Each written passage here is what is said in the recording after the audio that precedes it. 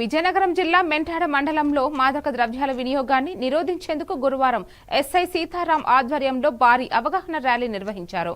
MPDO కార్యాలయం నుండి high school వరకు విద్యార్థులు, ఉపాధ్యాయులు, అధికారులు నినాదాలు చేస్తూ మార్చ్ చేశారు.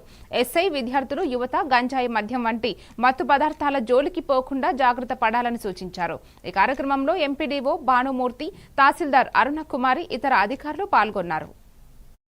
దయచేసి ఎవరు కూడా ఏదైనా హెల్త్ ఇష్యూ ఉంటే మాత్రం ఆగండి, లేదంటే ఒక హాఫ్ అన్ అవర్ మాతో పాటు ఎక్సర్సైజ్ అనుకోని మాతో పాటు ముందు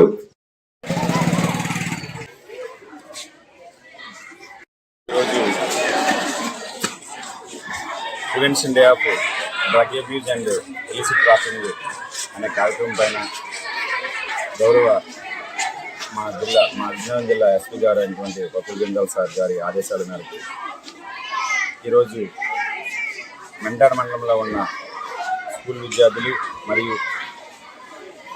అన్ని స్కూళ్ళ టీచర్స్ మరియు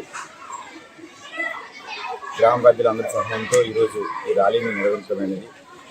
ఈ ర్యాలీ యొక్క ముఖ్య ఉద్దేశం ఏంటంటే, నేటి యువతలో మొత్తం మందికి బానిసయ్యే విధానం అనేది చాలా ఎక్కువగా పెరిగిపోతుంది.